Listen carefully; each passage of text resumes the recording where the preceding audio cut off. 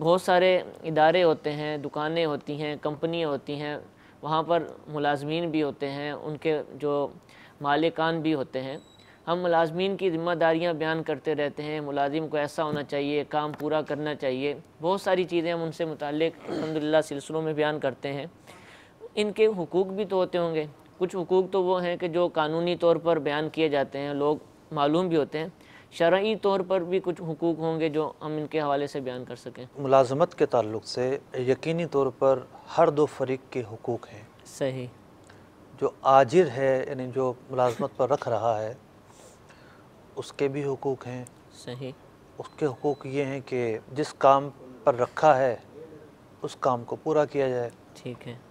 جتنے وقت کا معاہدہ ہے اتنے وقت کی پاسداری کی جائے۔ ملازم کے بھی حقوق ہیں۔ سب سے نمایاں ایک حق یہ ہے کہ اسے وقت پر تنخواہ دی جائے۔ اب ایک بندہ ہے وہ پورے مہینے محنت کرتا ہے اور وہ جب تنخواہ کا ٹائم آتا ہے تو اسے لٹکایا جا رہا ہے جناب۔ تو صرف تنخواہ ہی نہیں ہے بلکہ ضروری، اخلاقی اور سوشل، 3 طرح کے معاملات وابستہ ہیں، یعنی سماجی۔ جو ضروری حقوق ہیں وہ تو یہ ہیں کہ اس کی تنخواہ کو جو ہے وہ وقت پر دینا، اور جتنا کام طے ہے وہی کام اس سے لینا، کیونکہ جو منصب ہے اس کی بھی رعایت کرنے کا حکم دیا گیا ہے۔ روایتوں میں اس طرح کے مفہوم آئے ہیں کہ ہر ایک کو اس کے منصب کے مطابق ڈیل کیا جائے۔ اب ایک شخص ہے، آپ نے اس کو رکھا ہوا ہے کلرک اور کام کروا رہے ہیں چپڑاسی کا، ٹھیک، تو یہ اس کی حق تلفی ہے۔ صحیح۔ اس کام کے لیے اس کو نہیں رکھا، جس کام کے لیے رکھا ہے اس سے وہی کام لیا جائے۔ کام جو ہے وہ معتدل لینا، ٹھیک ہے۔ اتنا زیادہ بھی کام نہ ہو کہ جو کر ہی نہ سکتا ہو، ایسا ادب دے دیا ہو۔ پھر سب سے اہم چیز ہے ایٹیٹیوڈ، رویہ اور بیہیویئر، اخلاقیات کا اس میں، ٹھیک ہے۔ یہ اخلاقیات میں آتا ہے۔ اب بعض لوگوں کو پتہ نہیں کیا ہوتا ہے کہ وہ اپنا روب صرف ڈانٹ کے ذریعے ڈالتے ہیں۔ صحیح۔ بھئی روب ڈالنے کے اور بہت سارے طریقے ہیں۔ آپ جو ہے وہ اس پر نظر رکھیں، اس کی کوتاہیوں کو پکڑیں، اس کی جو ہے وہ گرفت کر کر رکھیں، لیکن یہ تمام کام نرمی سے بھی ہو سکتے ہیں۔ صحیح۔ جس طرح آپ غلطی کرتے ہیں، آپ کے متعلقین غلطی کرتے ہیں، ملازم بھی غلطی کر سکتا ہے۔ تو اگر کوئی ملازم غلطی کرتا ہے تو اسے درگزر کیا جائے، ٹھیک، سمجھایا جائے۔ یہ نہیں کہ آپ اسے ڈانٹیں گے اور معاذ اللہ گالیاں دیں گے اور ثم معاذ اللہ ماں بہن کی گالیاں دیں گے۔ صحیح۔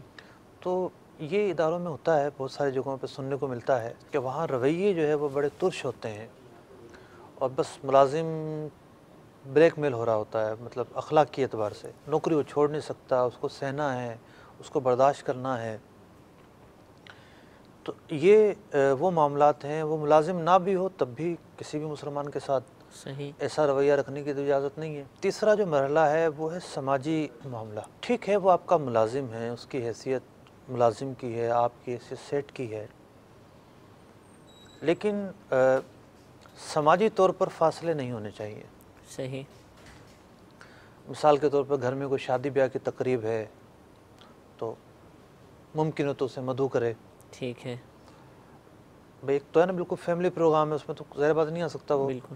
جو ایسی گیدرنگ ہے جو مہمانوں کے لیے ہوتی ہے اس میں مدعو کر لے، اس کے ہاں موت میت ہو جائے تو شریک ہو جائے۔ اور بھی جو اوورآل ملازمین کے مسائل اور مشکلات ہیں ان کے بارے میں جو ہے وہ بندہ غور و فکر کرتا رہے کہ یہ پرابلمز ہیں، یہ کیسے حل ہو سکتے ہیں۔ صحیح۔ ٹھیک ہے وہ اس کا حصہ نہیں ہے، نوکری کا حصہ نہیں ہے، اس پر لازمی نہیں ہے، لیکن یہ کچھ سوچ سکتا ہے، کچھ کر سکتا ہے ٹھیک ہے۔ تو کرنا چاہیے۔ بعض ملازمین کا ایکسیڈنٹ ہو جاتا ہے، اچھے خاصے کھاتے پیتے لوگ ہوتے ہیں سیٹ صاحبان، لیکن اس کی جاکٹ تک نہیں پوچھتے اسے۔ بالکل۔ تو اس وقت اسے مالی مدد کی ضرورت ہوتی ہے، اس کی مالی مدد کی جا سکتی ہے۔ تو یہ ایک کچھ اخلاقیات اور کچھ سماجی پہلو ہیں جن کو جو ہے وہ سامنے رکھنا چاہیے۔